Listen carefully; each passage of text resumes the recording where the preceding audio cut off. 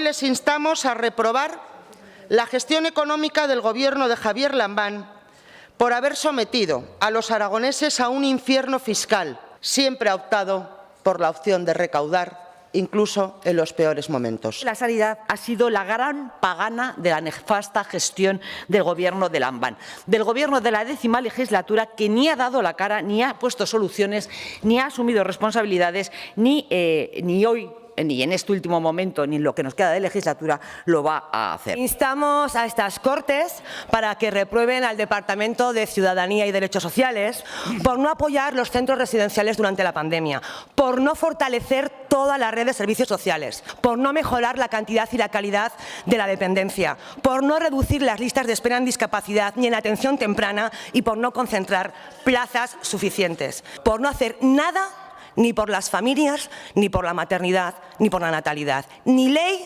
ni plan. El Departamento de Educación ha fallado, pero no al Partido Popular ni a estas Cortes, sino a los aragoneses, en este caso a los alumnos aragoneses y a los profesionales de la educación. Ustedes han tenido más dinero que nunca y han ignorado un pilar básico de nuestra sociedad, de nuestro presente y de nuestro futuro, que es la educación de nuestros hijos.